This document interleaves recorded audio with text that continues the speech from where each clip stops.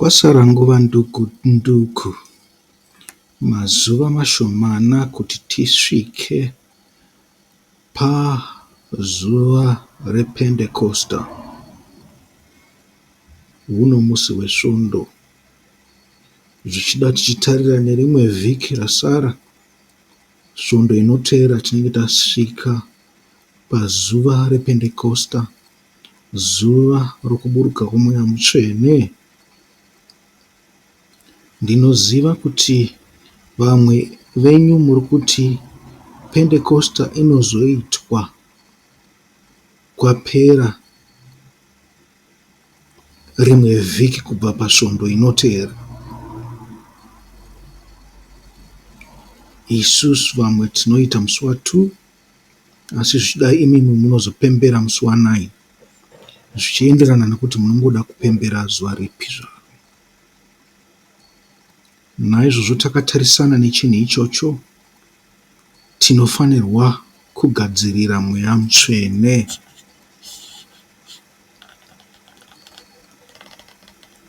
Saka nhasi uno pamunamato wedu wesvondo, uyai tigadzirire kuuya kwemweya mutsvene.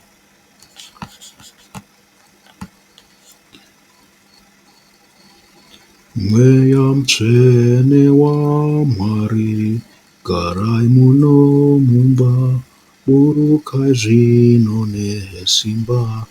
Uyai mweya, uyai, uyai mweya, kufanana kupenya kwezuva. Vhenekerai mwoyo yedu, onesai kuipa, onesai rushava-shava nezvirwere zvose.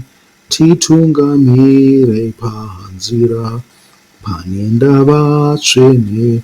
Uyai serimi romoto, pisai mwoyo yedu, tichive zviteuriro kuna Ishe wedu.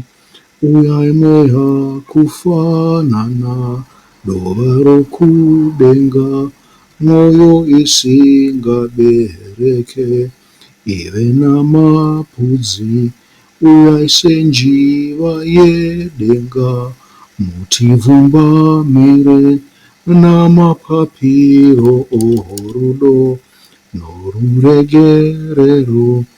Uyai sedutu remhepo nesimba renyasha, kuti vanhu vakuonei noutsvene hwenyu. Uyai mweya wokudenga, mukugara kwedu, mutiite musha wenyu. Uyai mweya, uyai.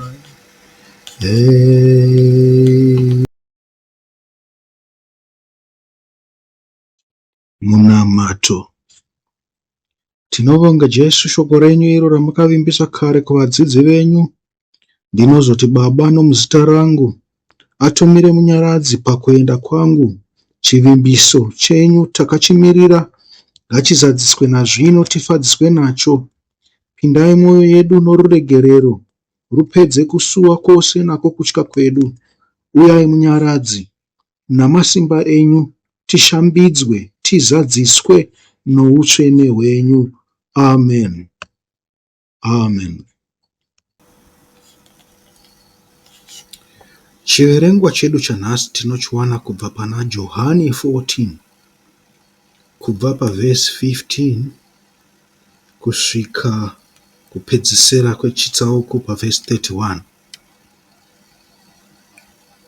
Panoti, kana muchindida muchateerera zvandinokurayirai, uye ini ndichakumbira Baba vagokupai mumwe munyaradzi, kuti agare nemi nokusingaperi, iye mweya wechokwadi. Nyika haigoni kumugamuchira, nokuti haimuone uye haimuzivi, asi imi munomuziva, nokuti agere nemi uye achava mukati menyu. Handingakusiyei muri nherera, ndichauya kwamuri. Chinguva chiduku nyika haichazondionezve, asi imi muchandiona. Nokuti ndiri mupenyu, nemiwo muchava vapenyu. Pazuva iro muchaziva kuti ini ndiri muna Baba, uye imi muri mandiri, uye ini ndiri mamuri. Ani naani ane mirayiro yangu uye anoiteerera ndiye anondida iye. Uyo anondida achadikanwa naBaba vangu, neniwo ndichamuda uye ndichazviratidza kwaari. Ipapo Judhasi, kwete Judhasi Iskarioti, akati, asi Ishe, seiko muchida kuzviratidza kwatiri musingazviratidzi kunyika? Jesu akapindura akati, kana munhu achindida achateerera kudzidzisa kwangu. Baba vangu vachamuda, uye tichauya kwaari toita ugaro hwedu naye. Uyo asingandidi haateerere kudzidzisa kwangu. Mashoko amunonzwa aya haasi angu, ndeaBaba vakandituma. Zvose izvi ndazvitaura ndichinemi. Asi Munyaradzi, Mweya Mutsvene, uyo achatumwa naBaba muzita rangu, achakudzidzisai zvinhu zvose uye achakuyeuchidzai zvinhu zvose zvandakareva kwamuri.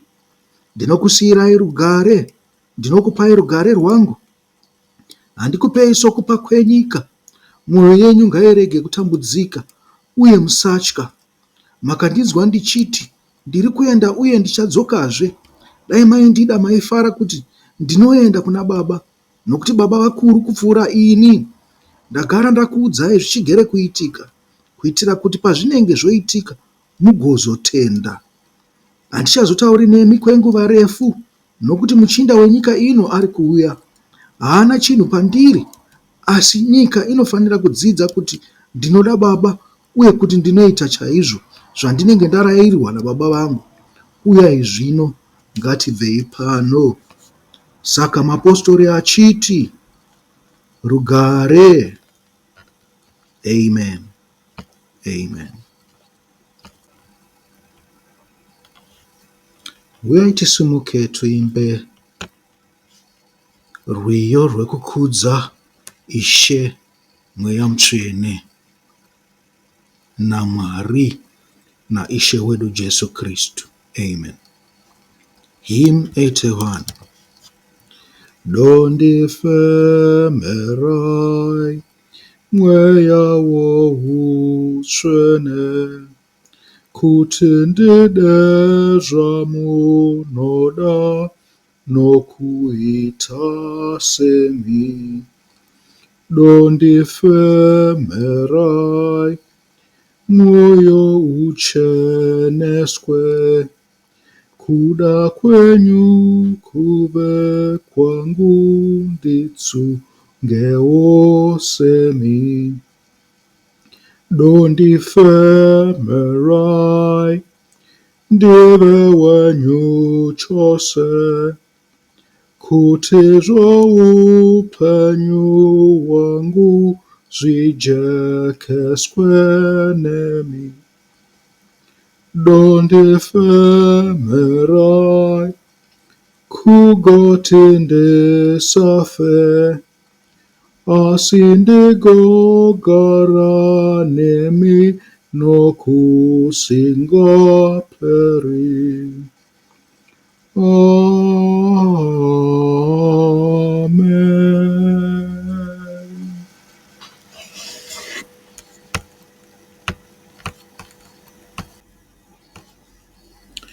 Hama dzangu, kunemi wachabata zuva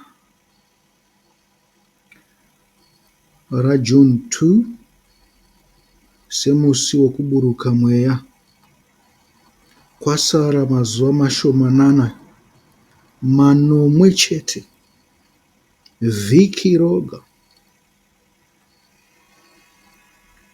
Nhasi tinoserebreta, tinofarira svondo, asi svondo ramangwana kuburuka kwomweya mutsvene, tichifarira kudzika kwawo. Manzwa zvivimbiswa zvakaitwa naIshe wedu, kuti ndichakusiyirai murevereri,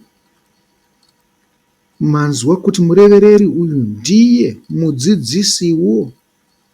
Zvikanzi haangouya pasina, anotora pane zvangu. Zvake zvipiko, Ishe Jesu Kristu? Zvikanzi kubva pashoko ramakanzwa, kubva pakutanga. Kana riri shoko isu ratakanzwa kubva pakutanga, ndiro shoko ratakabata mubhaibheri. Nyangwe zvazvo vaJudha vakanga vane zvimwe zviverengwa zviri kunze kwebhaibheri. Saka isu shoko ratakabata ndiro rinotangira pana Genesisi kusvikira pana Revheresheni zvakazarurwa. Zvikanzi Mweya Mutsvene anotora pane izvozvo, asi paanotora pane zvake anenge achitora pazvokwadi. Hama dzangu, kungofamba takabata mabhaibheri hazvireve kuti tine zvokwadi. Zvokwadi inotozarurirwa nemurevereri, iye Ishe Mweya Mutsvene.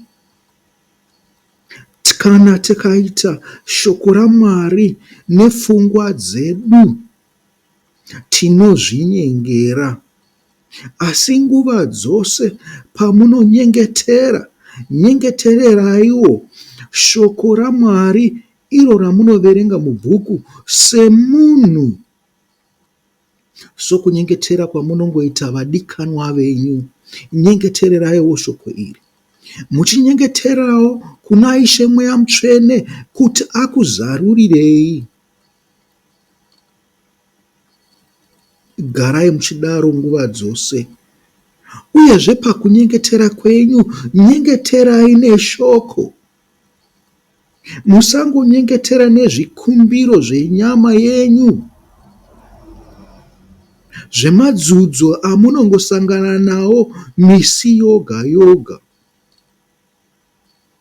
Nyengeterai neshoko raMwari, nyengeterai neMweya Mutsvene. Nokuti rugare rwamunotsvaka runopuhwa naIshe wedu Jesu Kristu rwakasiyana nerugare runotaurwa nenyika.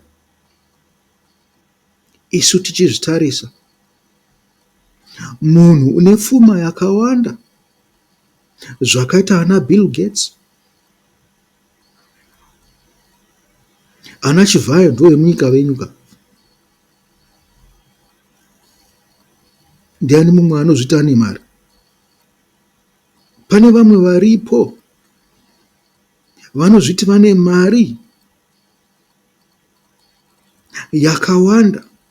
Zvikanzi harusi ruro rugare, harusi rugare rwunorehwa naIshe wedu Jesu Kristu.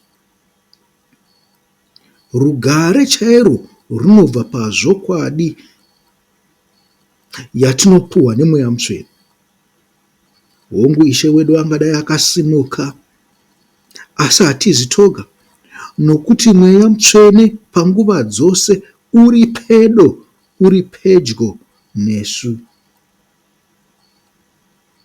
Zvikanzi rangarirai chinhu ichi, muchinzwisise, chizivei naIshe wedu Jesu Kristu, kuti ive hamuzi moga. Nekuti kana muchindida, kuda Ishe wedu Jesu Kristu kuita sei? Kuda iroro shoko iri, kuda zvokwadi, kuti muve neugaro nani? Naye. Zvikanzi naizvozvo kana mukada shoko, makada Mweya Mutsvene nezvaunokupupurirai, mava neni. Ina handingouya ndega, naBaba vachavewo nemi. Kana madaro, mave nerugare. Ndipo pandati pakupedzisira kwekuverenga chiverengwa, rugare mupostori, rugare mapostori. Ini ndiri kuti rugare kune vanhu vose vanoda Ishe wedu Jesu Kristu. Muri kupanzwa? Handisi kuti rugare kune vanhu vanoenda kuchechi. rugare kune vanhu vane rudo naishe wedu Jesu Kristu, sekutaura kwaaita pachiverengwa ichi. Zvikanzi Ishe wedu, Mweya Mutsvene wedu achauya achitidzidzisa zvose. Dzidziso iri kutaurwa apa idzidziso yokunzwisisa,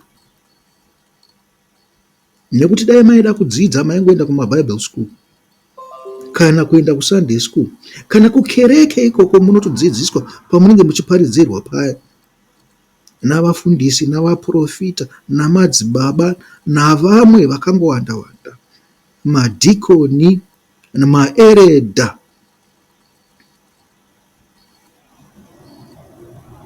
Muri kuzvinzwa ka? Asi mudzidzisi wazvokwadi anotoredzera pana Ishe wedu Jesu Kristu ndiye Ishe Mweya Mutsvene. Ndiye ane kudzidzisa kune rudo, ndiye ane kudzidzisa kune rugare. Naizvozvo hama vadiwa, ngatipemberei mazuva mashoma asara takatarira Ishe Mweya Mutsvene kuburuka kwake, zuva rekupemberera kuburuka kwaakaita pavadzidzi. Handisi kuti nini ndipo paachauya agere nesu kare, takungoita sebirthday rake, nyange zvakakagara aripo Ishe wedu Jesu Kristu asati aburuka panyika. Izvi ndizvo zvimwe zvimisikidzo zvatakasiyirwa, zvekuti tigare tichirangarira kuita kuti tiswedere pedyo naMwari. Naiwawo mashoko, ndinoti swederai pedyo, hama dzangu, pana Mwari. Akwana. Mwari akuropafadzei nekukukomborerai. Amen. Amen.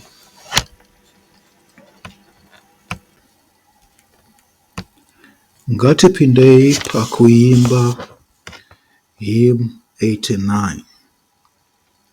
Tene dama renyu Mwari noupenyu naro rinoteze vesa zvivi nomponesi wedu rakafamba iro dama richafamba iro ose marudzi enyika amirira iro.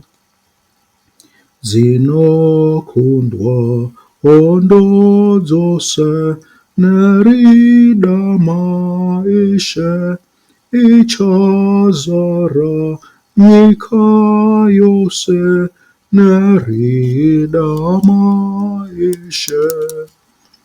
Dzose nzizi dzapanyika dzichafara naro, navanhu vose venyika vopfumiswa naro.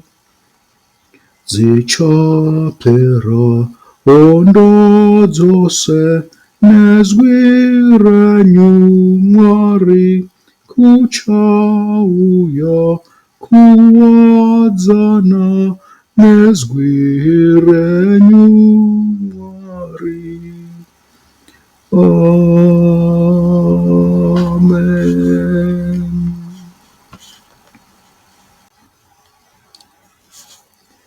Ngatinyengeterei. Baba wedu ari kudenga, nemi Ishe Jesu Kristu mwanakomana wa Mwari, nemi Ishe Mweya Mutsvene, tivhenekerei chiedza chavanhu nezwi rakanyorwa tiratidzwe imi, kuti vana venyu vadzidze nenyasha nokunanganidza muuso hwaMwari. Tumai kwatiri mweya woupenyu kuti titunhidze zita renyu chete. Zarurai nzeve, pfungwa dzitsigiswe, kuti vana vanzwe zvinhu zvakaitwa. Tireverei, She, titaure zvenyu nezveshoko renyu tigodzidzisawo. Hwayana dzizive izwi romufudzi dzigomutevera. Dzifare murudo, garai matiri, tikutodzei She. Mudiwe, mukudzwe, mushandirwe nesu, kuti nzira dzedu dzidzidzise vana kutevera imi nayo mwoyo yose. Amen. Amen.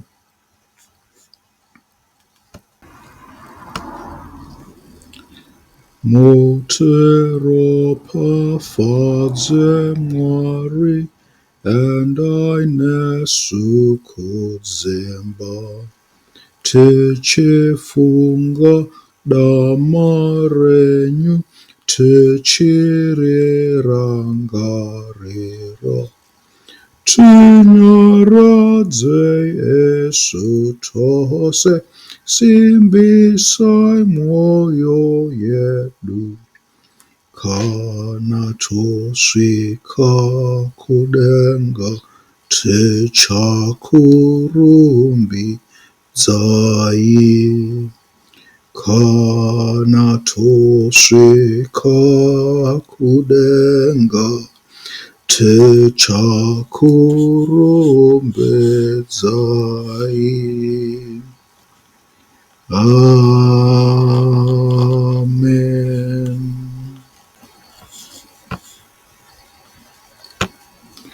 Uyai tigamuchire ngoni namaropafadzo dzinoti ngoni dzaIshe wedu Jesu Kristu, nerudo rwaMwari, nokuwadzana kwomweya mutsvene, ngazvive nesu tose, zvigare nesu, zvitirindire, zvitivhumbamire, ini newe patinenge tisi pamwe, muzita raKristu Jesu mambo wedu, muzita raBaba neremwanakomana neremweya mutsvene. Amen. Isu tinoti Jehovha akuropafadzei uye akuchengetei. Jehovha ngaapenyese chiso chake pamusoro penyu uye akunzwirei tsitsi. Jehovha ngaarinzire chiso chake kwamuri uye akupei rugare. Zita rake ngaridhindwe pahuma dzenyu napamwoyo yenyu, agokuropafadzei. Amen. Amen. Garai zvakanaka, musare nerugare.